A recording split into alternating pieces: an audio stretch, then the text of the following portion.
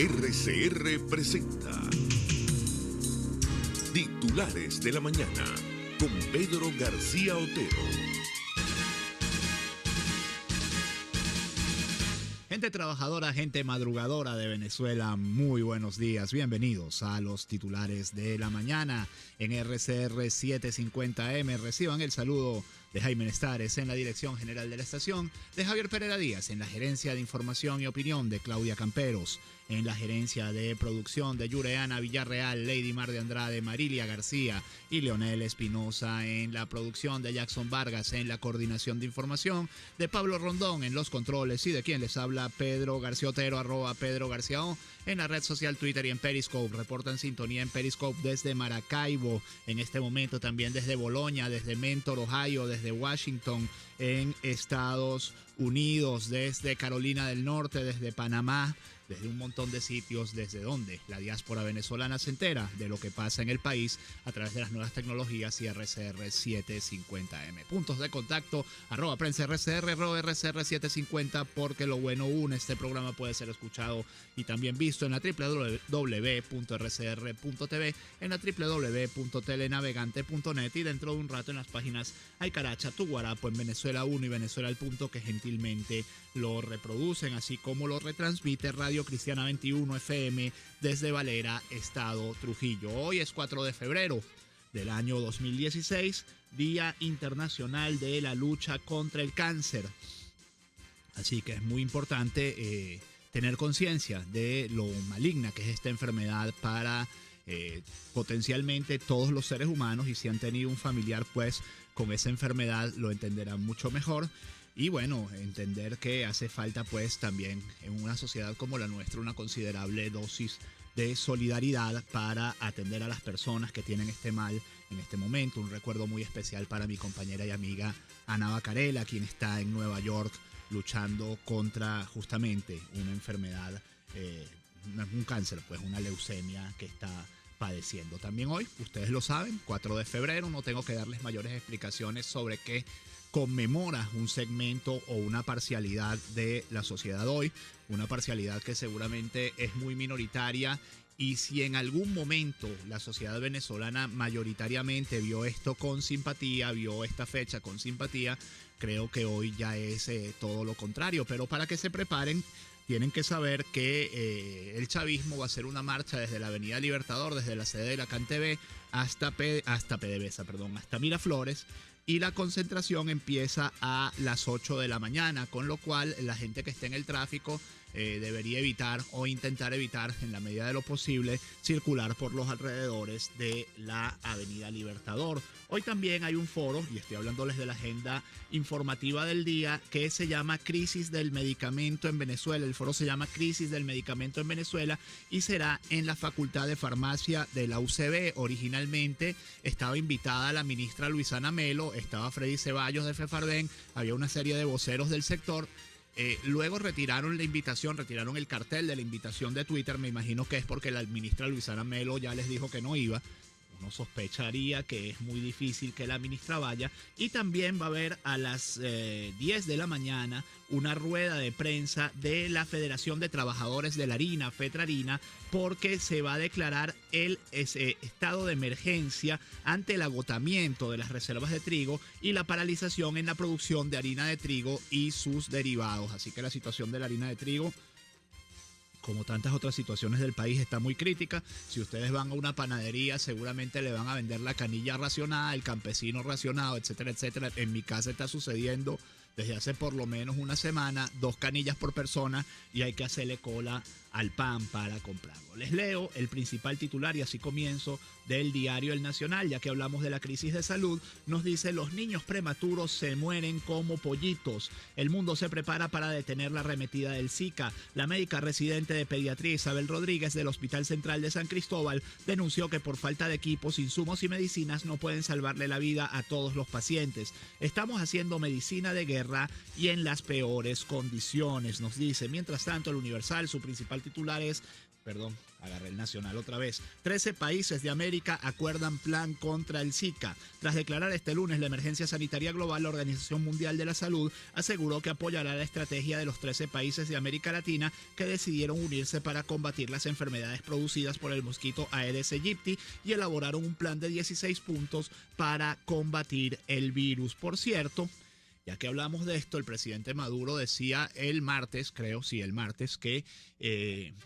iban a elaborar un plan para luchar contra el Zika cuando el país está enfrentando una epidemia que extraoficialmente pues ya se han enfermado más de 500.000 personas en el país con este virus, con el Zika, y nos dice el Nacional que 3 personas murieron por Guillain-Barré en Maracay. Los fallecimientos confirmados se reportan en Zulia, Lara, Aragua, Anzoátegui y Caracas. El Ministerio de Salud aún no admite ningún deceso. David Silva, de 38 años de edad, es la tercera persona que fallece en el Hospital Central de Maracay a causa de Guillain-Barré. El 16 de enero comenzó con erupciones en la piel y dolores musculares, síntomas parecidos al Zika. El 25 ya no podía caminar ni subir los brazos. Diagnóstico: el síndrome neurológico Guillain-Barré. Y atención a esta cifra, se contabilizan hasta ahora 11 personas que mueren por este síndrome en Venezuela. Silva fue hospitalizado junto con otras 11 personas con la misma enfermedad. Ninguno de los dos tratamientos estuvieron a su alcance. La escasez de inmunoglobulina para aplicársela de forma intravenosa o en su defecto la carencia de albúmina humana para hacer plasmaféresis como terapia alternativa agravó el padecimiento. 3 días después de hospitalizado pudo comenzar la plasmaféresis porque se consiguió la albúmina, pero el tercer día no había kit de insumos y se tuvo que interrumpir el tratamiento. El Ministerio de Salud respondió 7 días después y otorgó el medicamento el día antes de que Silva muriera de un paro cardíaco.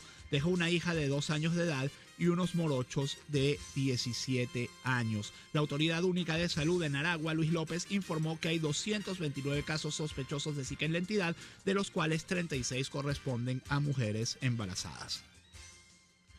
Escandaloso, realmente escandaloso lo que está pasando en este país. O sea, el señor Silva no va a poder criar a sus hijos, su familia no va a poder disfrutar de su presencia durante 40 o 50 años que le podían quedar de vida, porque era un hombre relativamente joven, porque sencillamente tardó en llegarle la albúmina. Cuando le llegó la albúmina no había kit de insumos y luego le entregaron la medicina un día antes de que muriera de un paro cardíaco. O sea, ¿ustedes se acuerdan de aquel chiste del infierno venezolano? De que si había tobo no había aquello de lo otro, si había tobo, aquello del otro no había tobo, y si había tobo y lo otro no había quien lo tirara. Bueno, esa es Venezuela hoy, lamentablemente. Horrible. Nuestra condolencia para los familiares de David Silva. El Tiempo, Diario del Pueblo Oriental, nos dice que por falta de medicina recaen pacientes con Guillain-Barré. Director de Salud Pública, nadie puede precisar cuánto tarda envío de fármaco. Esto es Simón Rodríguez, el municipio al que pertenece, entiendo que Barcelona. A 2 personas recluidas en terapia intensiva del Hospital del Tigre por padecer el síndrome que produce trastornos neurológicos, se les ha complicado su salud por no recibir el tratamiento con inmunoglobulina. Lisbeth Rivero señaló que a su hermano Alexis, de 50 años, hospitalizado desde el 27 de enero, le tuvieron que hacer ayer una traqueotomía porque su condición empeoró por no habérsele colocado este anticuerpo. Igual testimonio ofreció Laura Míguez sobre su pariente Roberto, a quien debieron intubar. A todas estas, ¿a qué se dedica el gobierno? Bueno, a festejar el 4 de febrero de 1992. Y uno podría preguntarse, los que tenemos edad suficiente para recordar el 4 de febrero del 92 con conciencia, porque una buena parte de este país era demasiado joven cuando eso sucedió. Algunos ni siquiera habían nacido. Aquí enfrente yo tengo un par de muchachos que no creo que hubieran nacido en esa fecha o estaban naciendo, como Yureana Villarreal. Este país ha ido para mejor en estos 24 años. Yo lo dificulto sinceramente. Nos dice Iris Varela en El Nacional que si tenemos conucos, nadie pasará hambre. La ministra para Asuntos Penitenciarios considera que no es importante que las industrias cuenten con materia prima para la producción. Por cierto, no habla la ministra de qué pasó con la cárcel de San Antonio, donde hace más de una semana están prometiendo que van a hacer una intervención para ver si les quitan las armas esas largas con las que estaban disparando al techo el día que se murió su amigo el Conejo. Y cuando digo su amigo es porque salían en una foto, en una posición, pues en una situación amistosa. Uno tiene que suponer que una persona con la que uno se saca una foto y la publica en redes sociales, pues es una persona que es amiga de uno. Pero la ministra de Producción, de Asuntos Penitenciarios, sí hace una férrea defensa del conuco y dice que la materia prima de industrias no es necesaria siempre y cuando haya conucos. ¿Y cuál es la materia prima de las industrias? Nos podemos quedar sin ellas, pero si tenemos conucos nadie pasará hambre, escribió Varela en su cuenta en la red social en respuesta al periodista del Estado Táchira Humberto Contreras, quien criticó las ideas del presidente Nicolás Maduro sobre impulsar conucos urbanos para mejorar la producción. Se puede decir que tienen un conuco en la cabeza, por no decir que tienen otra cosa bastante más fea que el conuco. El Nacional nos dice que en 10 años se podrían disminuir importaciones agrarias. Antonio Pestana informó que se destinaron 2,9 millardos de dólares para la importación de 8 de los principales rubros agrícolas. Y Antonio Pestana es el presidente de FedeAgro, quien señaló que en 10 años se podrían disminuir las importaciones de rubros agrícolas siempre y cuando se tomen los correctivos a tiempo. Eso quiere decir que perdimos por lo menos 10 años de nuestras vidas en estos últimos 10 años de locura petropopulista que ahora nos quieren resolver diciéndonos que ahora tenemos que producir. Pues ahora llegó el momento de olvidar el rentismo. Es como si usted agarra un corredor de maratón, lo encierra en una celda, no le da comida durante 10 años, le cae a palos todos los días y cuando se le acaba la comida y se le rompen los palos, lo saca para la calle y le dice, usted tiene que correr un maratón otra vez. De La Patilla. Esto sucedió ayer en la Asamblea Nacional. Arreaza viola la Constitución y la ley al negarse a comparecer ante la Asamblea Nacional. El presidente de la Comisión Especial que analiza la crisis universitaria y vicepresidente de la Asamblea Nacional, Enrique Márquez, deploró enérgicamente que el ministro Jorge Arreaza por segunda vez se excusó para no acudir al llamado de la instancia parlamentaria y debatir sobre la problemática que enfrentan las diferentes casas de estudios superiores del país. El ministro se había excusado el miércoles de la semana pasada y envió una correspondencia pidiéndonos que lo convocáramos para hoy, miércoles 3 de febrero. Fijó él inclusive la fecha, así como la hora, y nosotros lo complacimos. Hoy se vuelve a excusar porque esta vez supuestamente está fuera de la ciudad cumpliendo instrucciones del presidente de la República. Advirtió el diputado Márquez que estas excusas no lo eximen de su responsabilidad, no tienen cabida en cuanto al cumplimiento de su obligación constitucional y legal que como funcionario tiene al ser convocado a comparecer ante la Asamblea Nacional. No hay una razón de fuerza mayor que le impida cumplir con el mandato constitucional, sobre todo cuando se trata de un problema que no espera para mañana. Nosotros tenemos una obligación como Comisión Especial de presentar un informe sobre la profunda crisis que amenaza con paralizar las universidades nacionales del país en los próximos meses, que requiere de soluciones y en eso estamos trabajando. Considera que el informe de la Comisión Especial no se debe presentar sin la opinión del gobierno, sin que asista a la Asamblea Nacional a explicar sobre el déficit presupuestario de las universidades, de los planes y programas que tienen previsto para mantener estas casas de estudios abiertas, que los jóvenes puedan ir a formarse y la comunidad universitaria esté en paz. Planes que no se conocen porque el ministro Arreaza no ha venido a la comparecencia. Alertó que el ministro Arreaza está violando la ley, por lo que puede ser sancionado, tal como lo establece la ley de comparecencia de funcionario público con unidades tributarias y sanciones políticas. Nosotros no queremos llegar a esa situación, nuestro interés es buscar una solución a la crisis universitaria, dijo Enrique Márquez, por cierto, segundo vicepresidente del Parlamento. Ayer también ocurrió en el Parlamento que la diputada Nora Bracho solicitó la interpelación de los exministros Jorge Giordani y Héctor Navarro, quienes señalan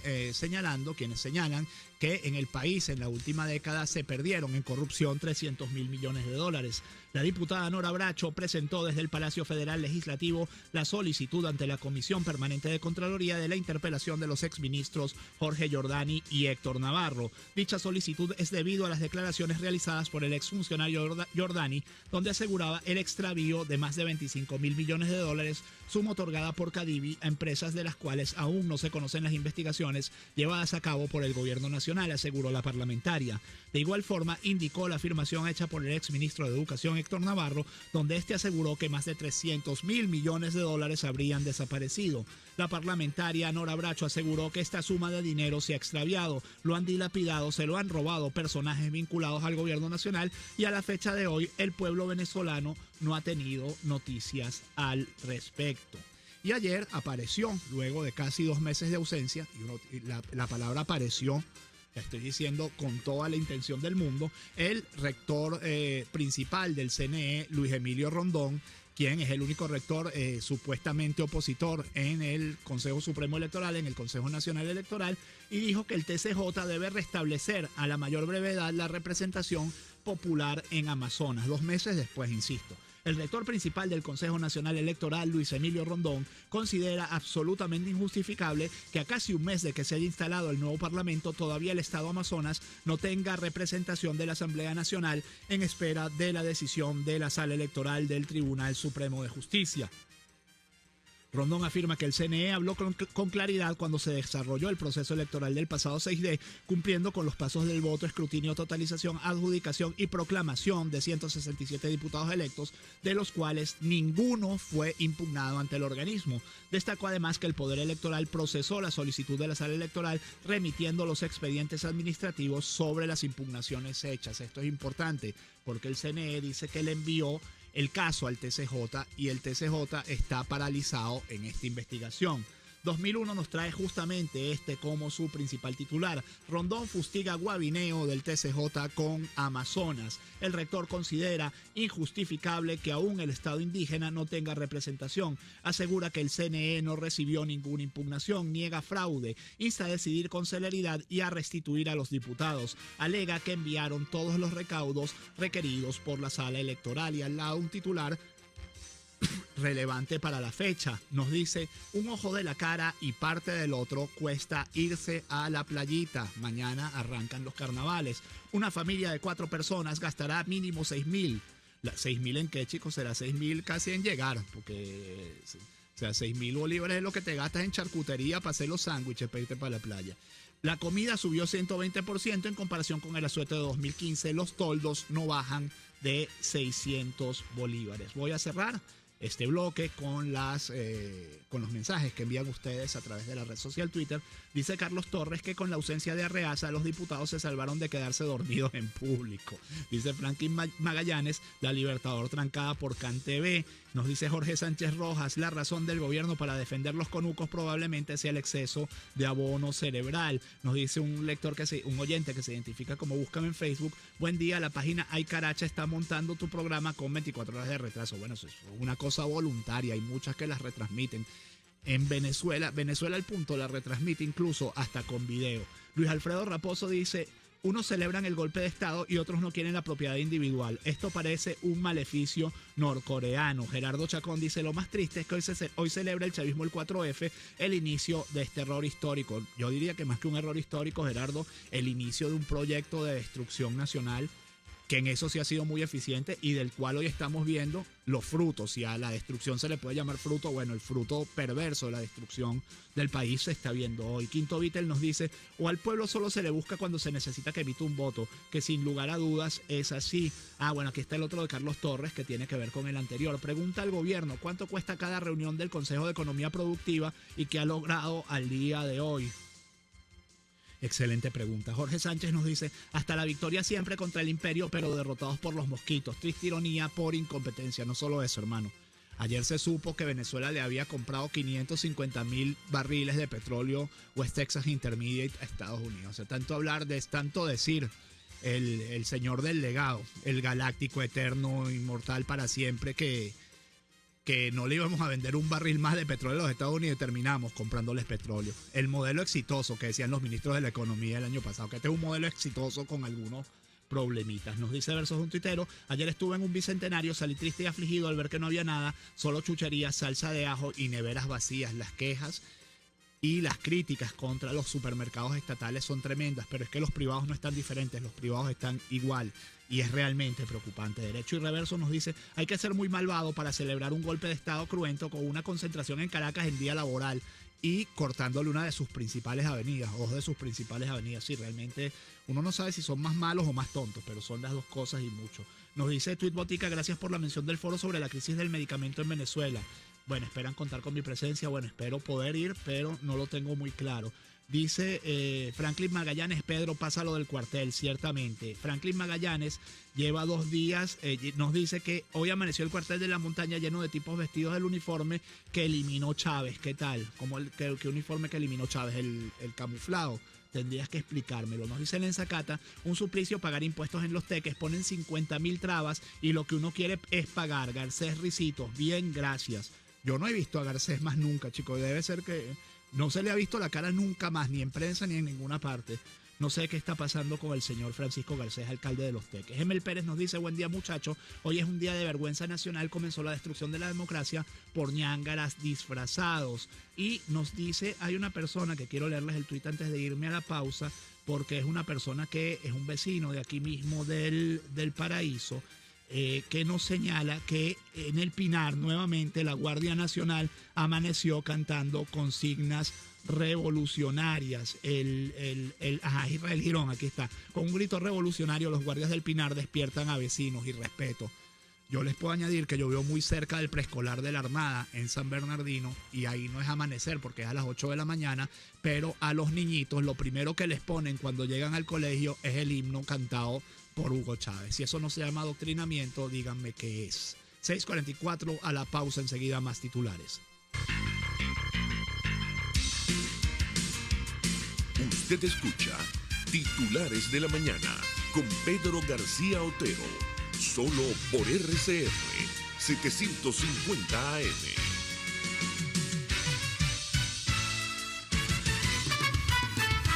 La mejor manera de comenzar este año es disfrutando todo lo fresco y delicioso que la Feria Campesina de Central Madeirense tiene para toda la familia.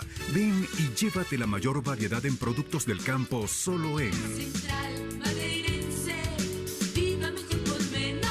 Visión Paraíso es una clínica oftalmológica con los más modernos equipos y médicos en permanente actualización. Lo atendemos en el Centro Comercial Multiplaza Paraíso, nivel Caracas, 822-6800. Visión Paraíso, para diagnósticos precisos de miopía, antigmatismo, glaucoma, retina y vitrio, córnea, cirugía plástico-ocular, oftalmología pediátrica. Por encima de todo, prevención. Es Visión Paraíso, clínica oftalmológica en el Multiplaza Paraíso, nivel Caracas, 822-6800.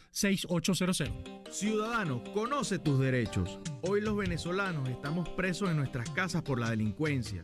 Tus hijos ya no juegan en los parques. El gobierno viola tus derechos al no tener políticas para la protección de la seguridad ciudadana. Haz valer tus derechos. Les habló Rafael del Rosario, concejal de Chacao.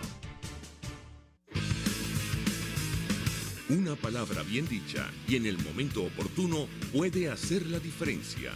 Palabras sueltas pueden no significar nada, pero juntas pueden mover el mundo. Palabras más o menos me estás dejando. Descúbralas junto a una periodista intrépida, incisiva y audaz, María Alejandra Trujillo en Palabras más, palabras más, palabras menos. Palabras más, palabras menos. De lunes a viernes, a partir de las 7 de la mañana, por RCR 750 AM.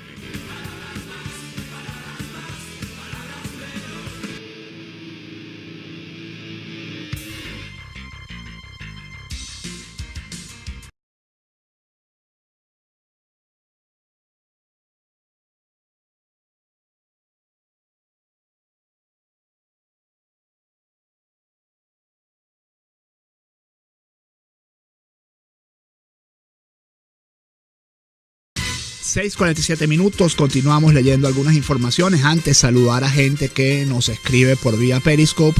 Tenemos hoy un oyente desde Zimbabue, en el corazón de África. O sea, hasta allí hemos llegado los venezolanos escapando de este horror.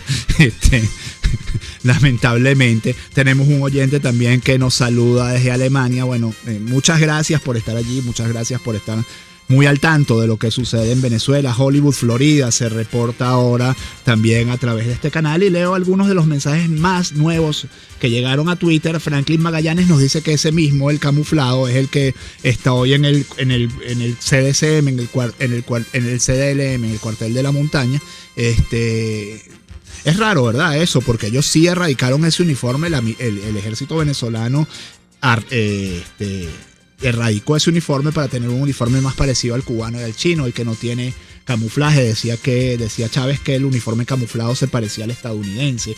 Nos dice Dios todo lo puede. Buen día, Pedro. Anoche mataron un policía en coche. Ya les vamos a contar pues la crónica del horror. Nos dice, pero el petróleo liviano para la mezcla se lo estaban comprando a la Liga de Argelia, porque ahora al Imperial Enemy. Bueno, ayer nos decía en Conexión 750 con Mariale Trujillo, José Toro Hardy, que había dos razones. Una, que lo estaba comprando Citgo, entonces la cuenta se la mandan a Citgo, Y la otra es que, bueno, lo que siempre se dijo al contrario, pues lo que siempre se dijo que era la ventaja de que Venezuela tuviera como principal mercado a Estados Unidos, que es mucho más barato un flete de 5 días, que es el flete que viene, digamos, del Golfo de México, que un flete de 30 o 40 días, que es el flete que viene del Medio Oriente. Y justamente vamos a leer esta información. La trae el Universal, informan que Venezuela importa petróleo desde el segundo trimestre de 2015. El economista experto en petróleo Rafael Quirós lamentó que Venezuela aún siga dependiendo del petróleo para abastecer la economía nacional, pues si la producción baja simplemente entramos en crisis. La importación de crudo de Estados Unidos para Venezuela no es nada nuevo, pues Venezuela está comprando petróleo desde el segundo trimestre del año pasado, no solo a ese país, sino también a Nigeria y Argelia, aseguró el economista especialista en petróleo Rafael Quirós. Venezuela desgraciadamente sigue dependiendo del petróleo y que cada hora más todo tiende a convertirse en un don del petróleo, y si nuestra producción baja simplemente entramos en crisis, agregó el economista este miércoles en un programa radial.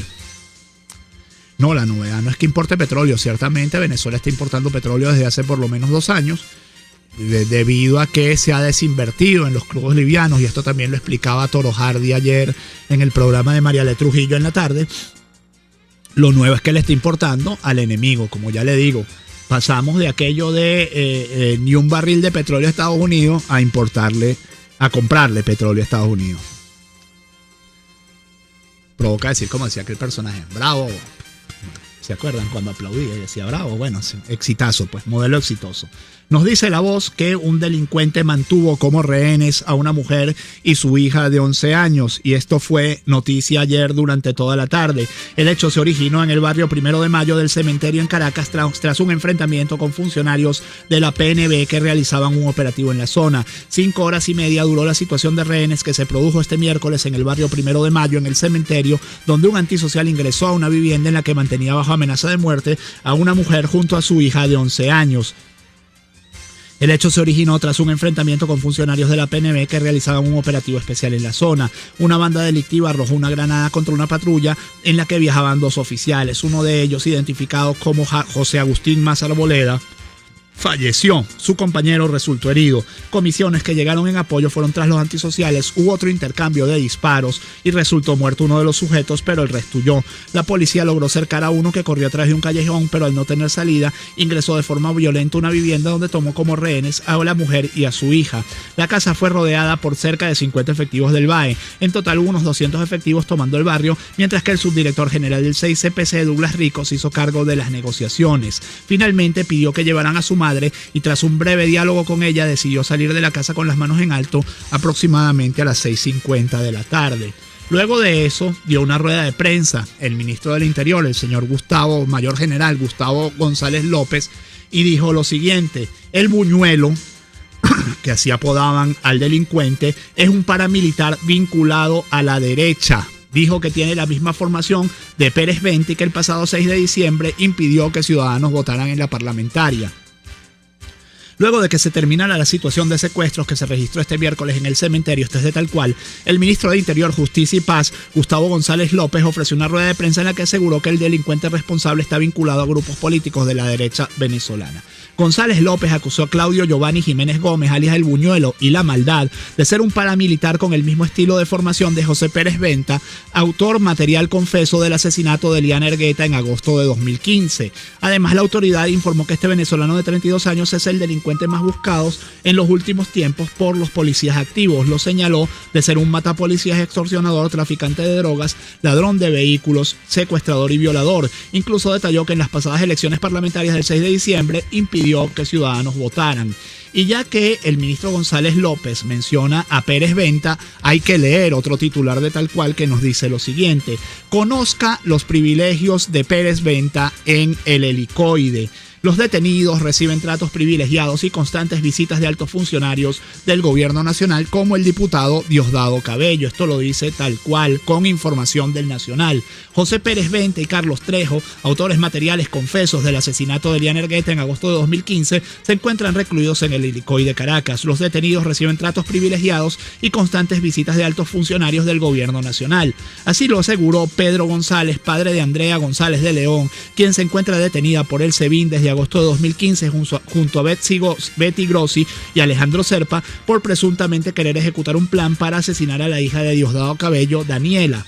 Él es una especie de detenido preferencial, tiene privilegios y lo visita gente muy importante en muchas oportunidades. Incluso se le permitió pintar el interior de su celda, aseguró. Ergueta, la amiga de Andrea, vecinas de San Antonio, se veían con frecuencia. Ellas se pusieron de acuerdo para advertirle a la gente a través de Twitter que Trejo era un estafador. Al igual que Pérez Venta y Carlos Trejo, González de León, Grossi y Serpa aún no han sido presentados ante ningún tribunal ni se les ha imputado ningún cargo. El caso quedó congelado. Trejo al parecer no fue quien inculpó a los tres jóvenes, sino Pérez Venta, quien dijo haber escuchado a Trejo, quien no confirma ni niega información alguna, hablando sobre el supuesto plan. Así que ya ustedes ven, ¿no? Hablan de Pérez Venta, el escándalo que armaron con Pérez Venta hace unos meses, y el caso de Pérez Venta está congelado en los tribunales, y Pérez Venta, según dice el padre de una de las detenidas por el caso, recibe visitas frecuentes de funcionarios del gobierno nacional preocupándose si están bien. Mucha deferencia, por cierto, para un supuesto paramilitar opositor, ¿no? Uno no ve que a Leopoldo López lo traten con la misma deferencia. Por poner solo otro ejemplo de un caso político. No estoy comparando a Leopoldo López con este señor, por decirlo de una manera suave, con este delincuente.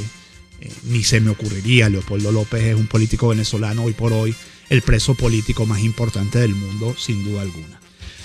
Titulares para ir cerrando: de la Patilla, fuerte incendio afecta al vertedero de San Josecito en Táchira. En horas de la noche se registró un incendio en el vertedero sanitario de San Josecito, capital del municipio Torbes, estado Táchira. Según reportes de usuarios en Twitter, bomberos de San Cristóbal y funcionarios de protección civil combaten las llamas en el lugar del siniestro, y San Cristóbal está bajo una densa nube de humo. ¿Cuál es la respuesta del gobernador Vielma Mora a esta? No parece casualidad que en febrero de 2014, previo a las guarimbas, también se incendiara el vertedero de San Josecito. Este tuit de Vielma Mora tuvo una cantidad de respuestas de tachirenses indignados preguntándole por qué el niño sí vale para decir que los embalses no tienen agua, pero no vale para decir que hay un incendio en un vertedero al que acusan a Vielma Mora de no darle el adecuado mantenimiento. Rafael Lacaba, alcalde de Puerto Cabello, a su vez anuncia que se separa del cargo porque padece de cáncer. Ya estuvo enfermo una vez y debe ser operado nuevamente de manera urgente. Solicitará 90 días de permiso para ausentarse de su cargo. Se trataría de una reincidencia del cáncer que lo aquejó hace unos años atrás, dijo durante la transmisión de su programa radial Rafael Lacaba Sin Límites. Hizo saber su ausencia a los porteños, argumentando su enfermedad sin entrar en detalles de lo que se trata. Principal titular del diario La Voz: abatidos 4 homicidas por el 6 CPC en Barlovento. Buscan activamente al Gurrufío, quien logró escapar al cerco policial. Y líder en deportes nos dice que faltó el batazo. Venezuela, los Tigres de Aragua perdieron ayer 4-6 contra los Venados de Mazatlán, aunque soltaron 15 hits. Faltó el batazo oportuno para mantenerse invictos. Los Venados son ahora los líderes de la Serie del Caribe con 3 ganados y 0 perdidos. Venezuela tiene 2-1. 6:56, hasta aquí titulares de la mañana de este 4 de febrero de 2016. Que este día sea todo lo que ustedes esperan de él. Nos escuchamos mañana. Chao. Informe RCR presentó Titulares de la mañana con Pedro García Otero.